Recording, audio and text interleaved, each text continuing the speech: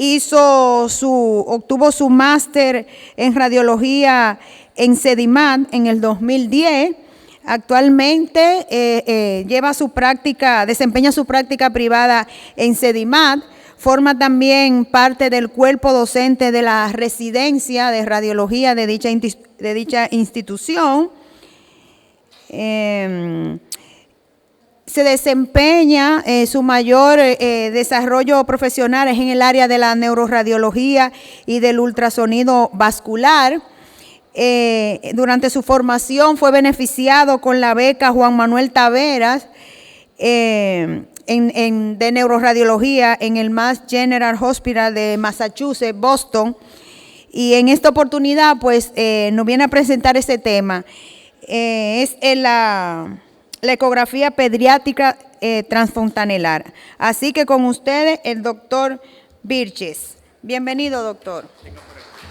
A Dios Todopoderoso, primero, a ustedes por su presencia, a la Sociedad Dominicana de Radiología por extenderme la invitación.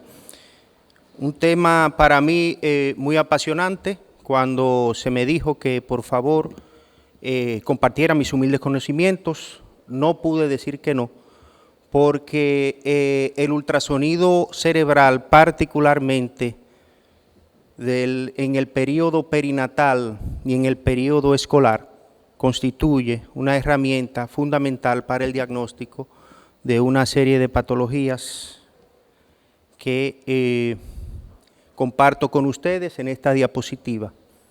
Hemorragia de la matriz germinal, leucomalacia o leucomalaquia periventricular, para el tamizaje de la hidrocefalia y para la evaluación inicial de la craniosinostosis. Olvidé decirles que también tiene un uso muy particular en el paciente escolar y espero que sea de su agrado esta presentación breve. Quiero aclarar un término, antes que nada, y es, frecuentemente usamos la sonografía transfontanelar como término para designar este examen. Eso no es que sea incorrecto, pero nos parece mejor, dado el hecho de que tenemos también en el paciente escolar y en el adulto utilidad para este examen, pues llamarle por lo que es ultrasonido cerebral o neurosonografía también. Transfontanelar es la técnica y se corresponde con el uso de la ventana transfontanelar, sobre todo la fontanela anterior, como,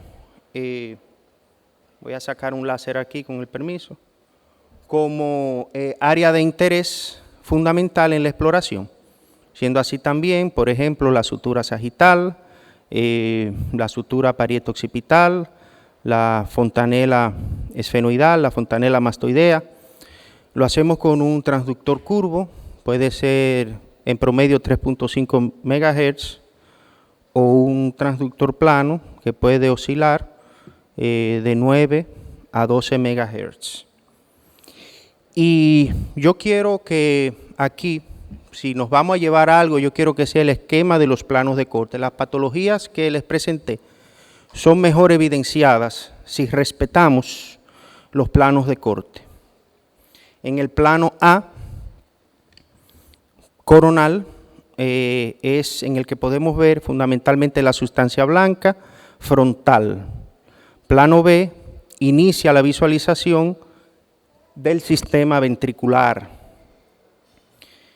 y los lóbulos temporales, así como la cisterna silviana y la cisterna supracelular del polígono de Willis, donde podemos visualizar el polígono de Willis. En este plano C, que ustedes pueden concomitantemente ir valorando cuáles son las estructuras anatómicas que estudiamos aquí, es un plano muy importante porque es el que nos da los forámenes de Monro y el sistema ventricular en el plano coronal. Y quiero llamar la atención de este plano porque aquí no tenemos plexo coroideo. Cualquier hiperecogenicidad en el interior del sistema ventricular ya es patológica en este plano. Tenemos también acceso a la visualización del hipocampo y algo que olvidé del corte B es una ventana bien amplia una ventana acústica amplia para la valoración de la sustancia blanca. En este plano de corte tenemos los cuernos, empezamos a ver parte de los cuernos temporales de los ventrículos laterales en el D, importantísimo en la valoración de la hidrocefalia. También una vista de la sustancia blanca. En este plano de corte, los plexos coroideos, no confundir con una patología, pero están presentes ya en la parte más posterior de los ventrículos, y un acceso también a la sustancia blanca. La imagen F ya se corresponde fundamentalmente al lóbulo frontal y parietal, al igual que la predecesora. Mucho acceso a la sustancia blanca, particularmente a los occipitales, que son lugares muy sensibles a la hipoxia y a la anoxia cerebral. En el plano sagital, por supuesto, esta imagen G nos valora el cuerpo calloso, el tronco cerebral y el cerebelo. Pero más que la imagen G, la imagen H es la más importante a mi entender, porque nos pone de manifiesto el cuerno occipital del ventrículo lateral, lo que se llama ya el trígono ventricular, y es un lugar muy importante donde hacemos una medición, el del diámetro occipito talámico, para la valoración de la hidrocefalia. Y ya en el plano más parasagital o plano I, ahí valoramos el lóbulo temporal, la cisterna silviana también, pero en una vista sagital, lóbulo frontal y temporal y parte de la sustancia blanca. Si yo quiero que nos llevemos algo hoy, es algo en lo que yo siempre insisto mucho, y tengo parte de los estudiantes aquí presentes, saben que yo soy muy dado a la bioseguridad cuando exploramos un bebé, sobre todo en el periodo neonatal, sobre todo un lactante menor prematuro.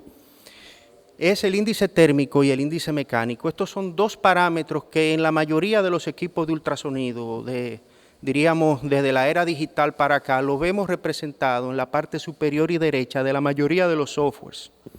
Y son el índice térmico.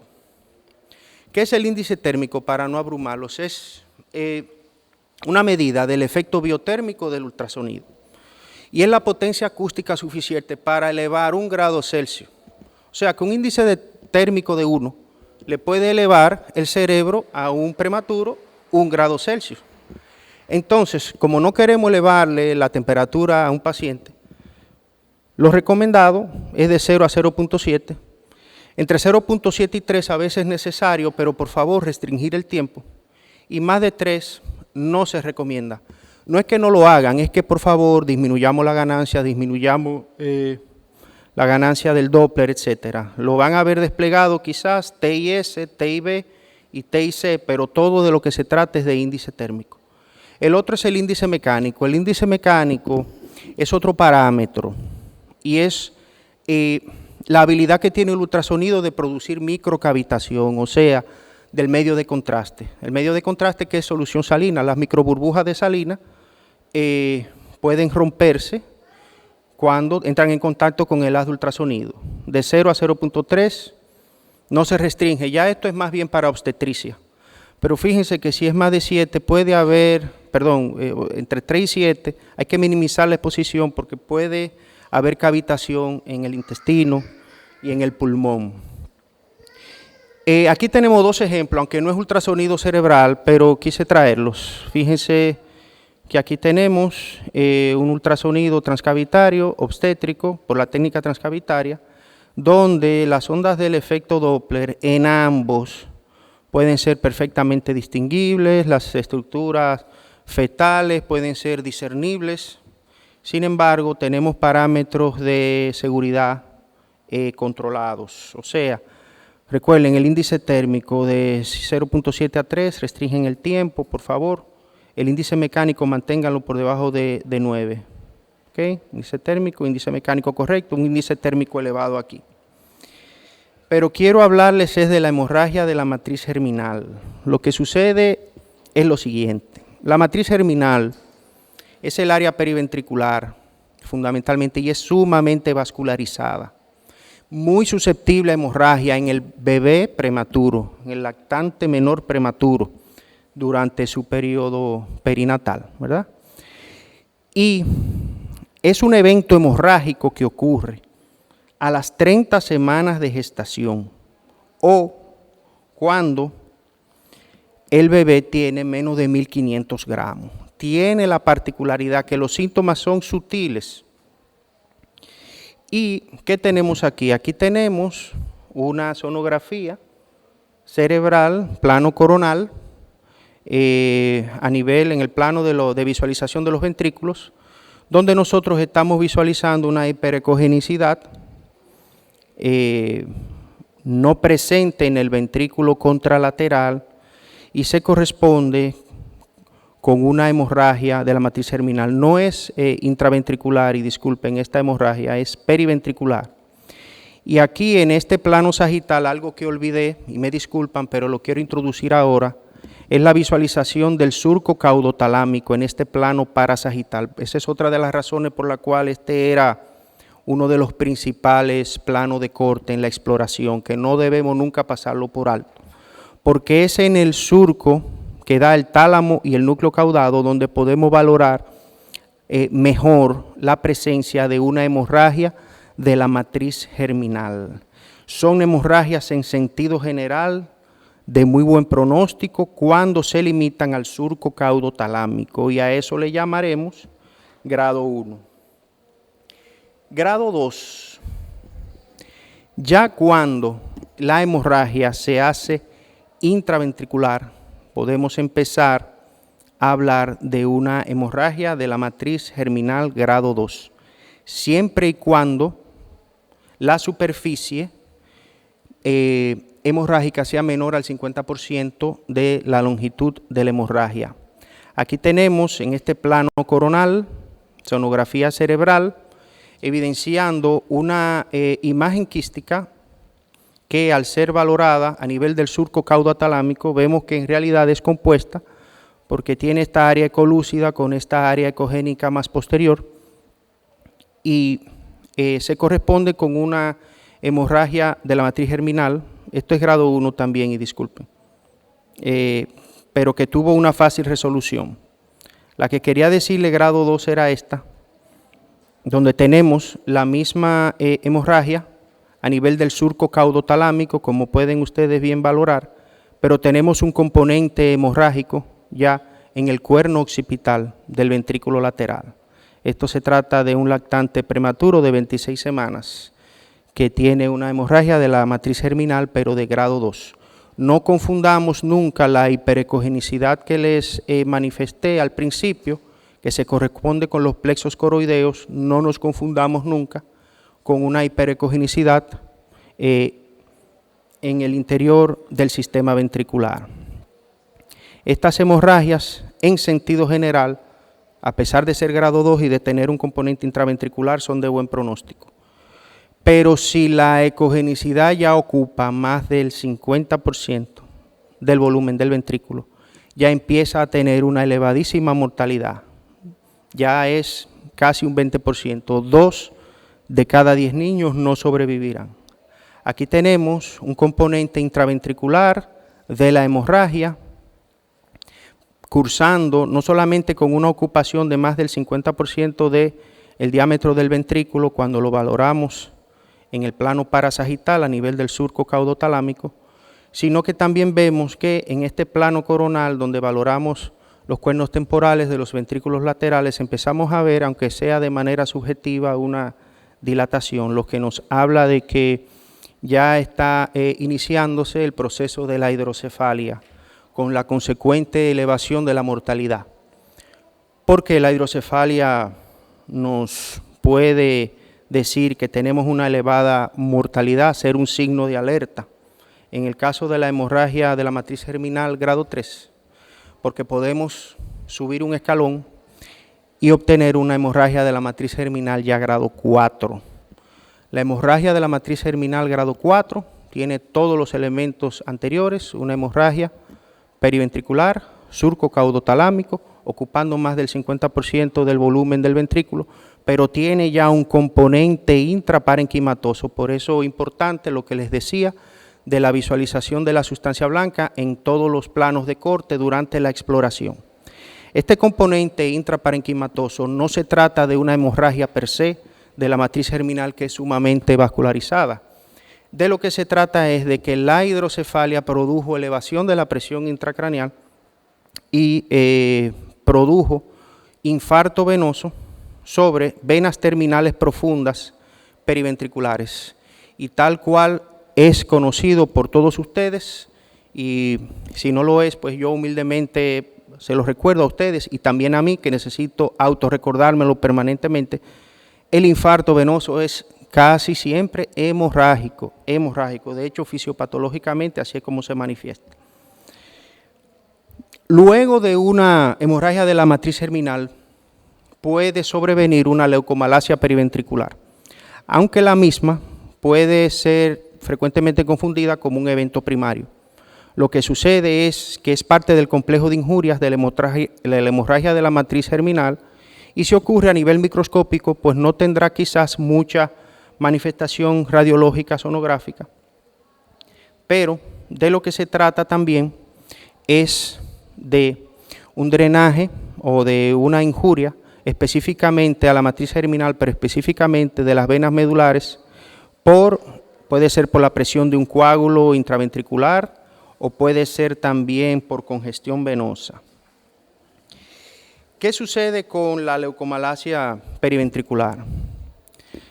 La leucomalacia periventricular, en un altísimo porcentaje de las veces, puede dejar secuelas, y estas secuelas pueden ser motoras y cognitivas. También es consecuencia de isquemia, vasculitis e infección, y también es una patología del lactante prematuro. También tenemos para ella un sistema de gradación importante con fines de tratamiento e identificación de la misma. Lo primero es la hemorragia, la leucomalacia periventricular grado 1. Esta se caracteriza porque es indistinguible realmente de un estudio normal.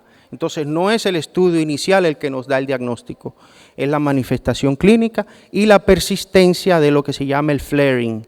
El flaring no es más que la ecogenicidad normal de la sustancia blanca que nosotros vemos en el prematuro, y es realmente un fenómeno reversible.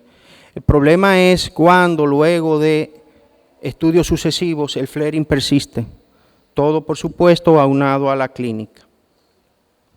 Ya en la leucomalacia periventricular grado 2, lo que hay son imágenes ecolúcidas que se convierten en imágenes quísticas, áreas de pequeñas porencefalias, y grado 2 cuando su localización es frontoparietal. Grado 3, si ya se hace periventricular de manera completa, las lesiones quísticas, y grado 4 cuando tienen un patrón más bien subcortical. Las grados 4 son las de peor pronóstico. Este es un caso de una sonografía cerebral. Esta paciente prematura falleció días después de la realización del examen, lo cual a título personal nos confirmó lo que quizás sabíamos de la elevada mortalidad de esta condición. Tamizaje de hidrocefalia es otro de los usos que le damos a la sonografía cerebral, siempre y cuando no estemos ante la presencia de variantes morfológicas como lo son el cavum del septum pellucidum, que lo pudiéramos visualizar como una tercera imagen ventricular, un tercer ventrículo, por así decirlo, de localización alta, que no es más que la dilatación del septum pellucidum, o una dilatación del velo interpósito.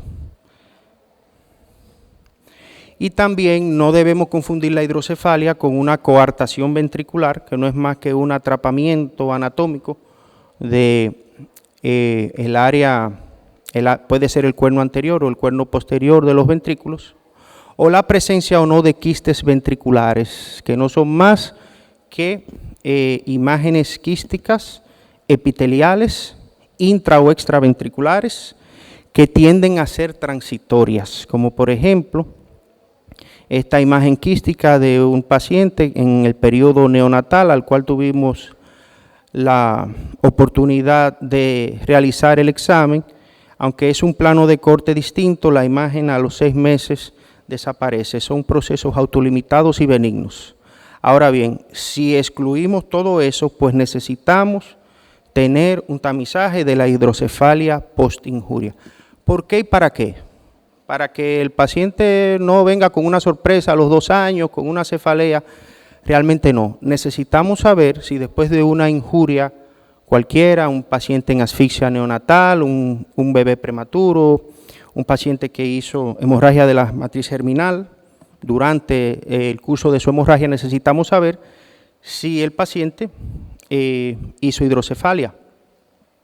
¿Por qué? Porque la hidrocefalia eleva la presión intracraneal y la consecuente aparición de hemorragias y cese de la perfusión.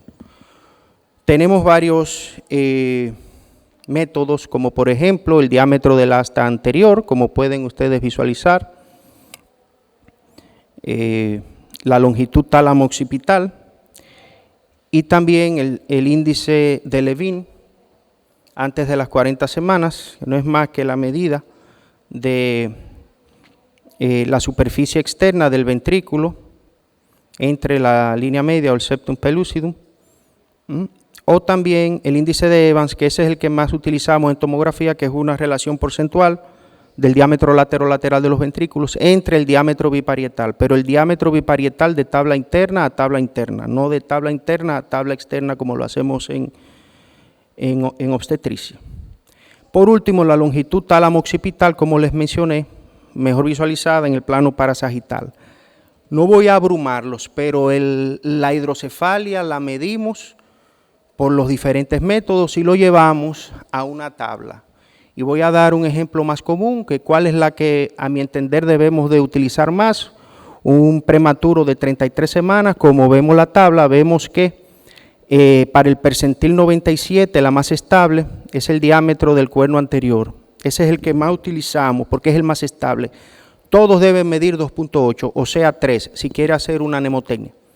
Pero necesitamos diversidad de métodos porque las injurias nos ofrecen un reto. Por ejemplo, ¿cómo hallaremos un índice ventricular si no tenemos el diámetro lateral bien delimitado por la presencia de una hemorragia o una longitud, un diámetro del cuerno anterior? ¿Cómo lo vamos a delimitar si tenemos una cavidad porencefálica ahí? Y por eso necesitamos diversidad de métodos. A mi entender, en el tema anterior, yo hubiera hecho una longitud tálamo-occipital y ahí podemos hacer el tamizaje de la hidrocefalia. La sonografía cerebral es un coadyuvante en craniosinostosis. Esto es algo que nos llega mucho porque sabemos que la craniosinostosis, el método de imagen que más conviene es la tomografía con una representación de volumen, y es el cierre prematuro de suturas craneales. La madre muchas veces, un poco desesperada, nos pregunta, mi bebé tiene un síndrome, ¿qué pasa con mi bebé? Bueno, entonces yo quiero que nos llevemos a la casa, que el 75% es esporádico y hay un 25% que sí, son relacionadas a disostosis craniofaciales, pero son bebés que uno los identifica muy bien porque tienen sindactilia y tienen lo que llamamos un aspecto sindrómico. Pero también hay causas secundarias, como pueden ustedes valorar ahí. Y lo que nosotros hacemos fundamentalmente es una sonografía muy simple que ayuda mucho. No es la que da el diagnóstico, pero sí, si nosotros vemos en el lugar donde deberíamos tener una sutura craneal patente, y ni hablar de la fontanela anterior, que es la única mayormente patente al nacer, pues entonces tenemos un coadyuvante de que existe una elevadísima posibilidad de que ese paciente tenga una craniosinostosis. Este es un tema largo porque el ultrasonido cerebral abarca varias edades, pero yo no quiero perderme la oportunidad de que todos nosotros sepamos o valoremos el uso que tiene el ultrasonido cerebral en el paciente escolar. Y prácticamente para la edad escolar su uso es en falsemia homocigota, que es una enfermedad sumamente prevalente en nuestro medio, y es mucho lo que podemos hacer. Ya para cuando tenemos un paciente escolar no tenemos fontanela, lo que tenemos que hacer es el abordaje por la ventana temporal. La ventana temporal es la más translúcida, es la mejor, es la más delgada del cerebro, del cráneo. Entonces para eso sencillamente utilizamos Doppler. Es un cambio, el Doppler shift, cambio en la frecuencia de la onda de sonido según se acerque o se aleje el emisor de dicha onda o el reflector de dicha onda. Yo sé que nosotros frecuentemente escuchamos la ambulancia, parece que cuando se acerca hacia nosotros tiene un sonido distinto a cuando se aleja. Y es como puede ver en ese diagrama móvil, existe una diferencia en la frecuencia de la onda de un emisor de sonido cuando está en movimiento. Eso es un principio físico, eso está calculado. Y el transductor, porque tengo que saltar un poco y no abrumarlos con la física, el transductor de manera continua tanto emite como recibe la onda de sonido, la cual impacta sobre los elementos formes de la sangre. Lo puede hacer con la tecnología moderna de manera continua y de ahí obtenemos lo que llamamos el Doppler continuo, o sea, tenemos el efecto Doppler o el Doppler shift de manera continua registrada en nuestro equipo. Pero también podemos asignar un color a esa dirección. Y también podemos, al Doppler continuo, no solamente medirlo en un vaso, sino que podemos también medirlo a diferente profundidad. Y esto le llamamos ya el Doppler pulsado. Ahora, la controversia sobre si es duplex o es triplex, que eso lo vemos mucho, es que ya en el caso del Doppler pulsado podemos verlo en tiempo real, de manera continua y con efecto color. Ese es el triplex y la mayoría de los equipos ya vienen con esta modalidad. En el Doppler espectral, derivándonos del espectrum, podemos obtener infinidad de cálculos. La velocidad sistólica, la diastólica media, el tiempo promediado de velocidades máximas, el índice sístolo-diastólico, el índice de resistencia, el índice de pulsatilidad. Pero nosotros en el paciente escolar utilizamos de manera muy particular el tiempo promediado de velocidades máximas o Tmax. ¿Y para qué lo usamos? En la cerebral media. Muy sencillo, tenemos estos investigadores, oigan lo que ellos hicieron. Ellos tomaron una serie de pacientes con falsemia homocigota.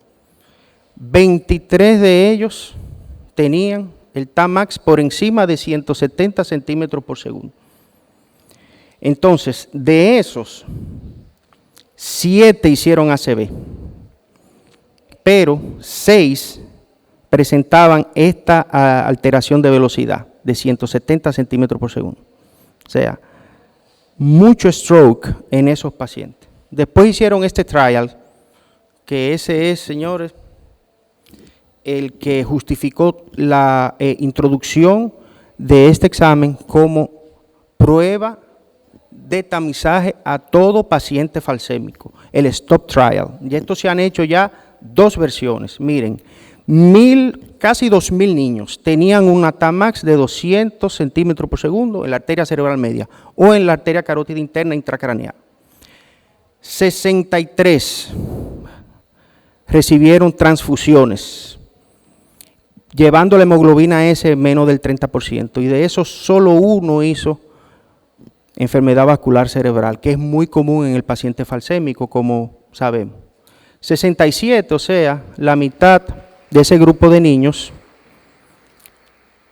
recibieron un tratamiento estándar y 10 hicieron EBC, tratamiento estándar de hidroxiurea y el tratamiento normal, no transfusional, que se le hace a estos pacientes.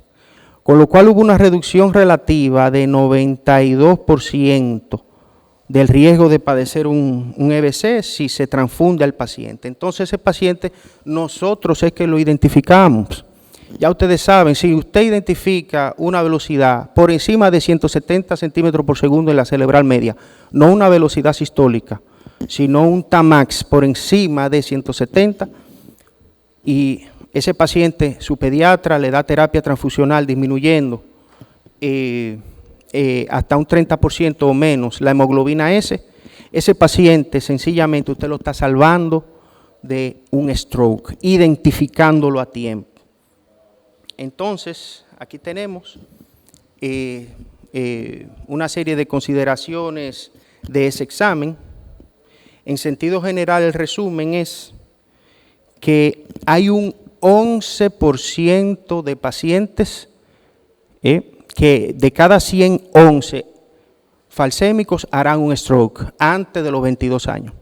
Eso es un conocimiento ya de larga data, pero si lo identificamos, solamente hará uno. Vale la pena, vale la pena. Entonces aquí tenemos un patrón normal del polígono de Willis. Ya a esta edad no hacemos mucha morfología, solamente identificamos el polígono de Willis. De hecho, la ventana temporal no deja de ser difícil.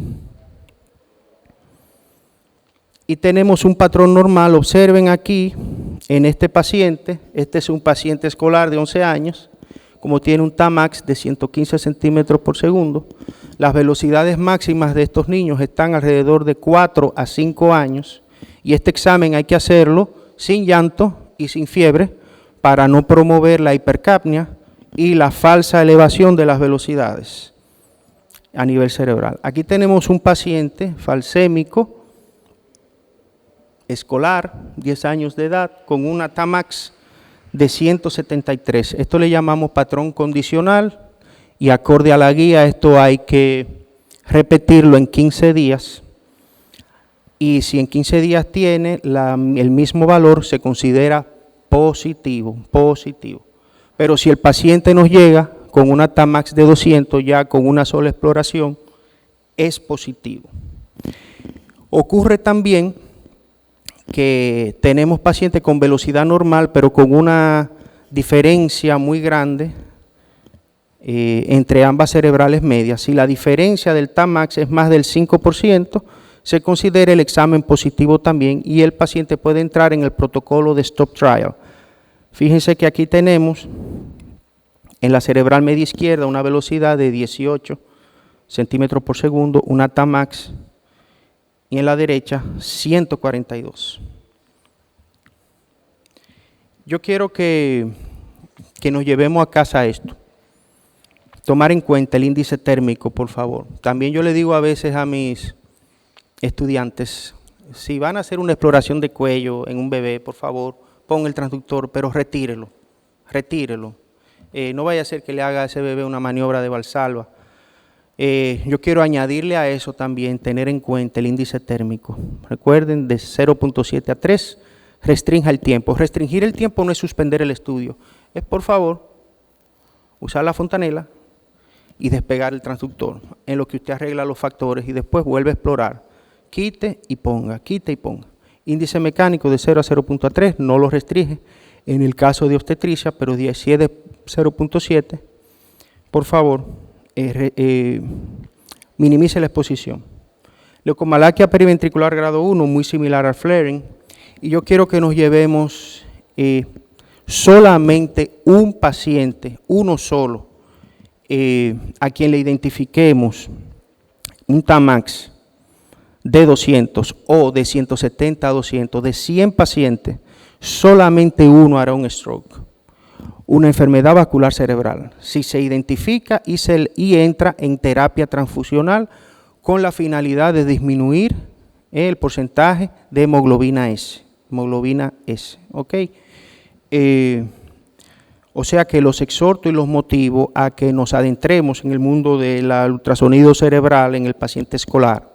Quiero decirle que tenemos muy buen uso del ultrasonido cerebral en el paciente adulto para determinar la presión intracraneal, en el diagnóstico de muerte cerebral. También tiene utilidad en la enfermedad vascular cerebral del adulto. Entonces yo quiero que todos nos motivemos a explorar cada vez más este tema. Muchas gracias por su atención.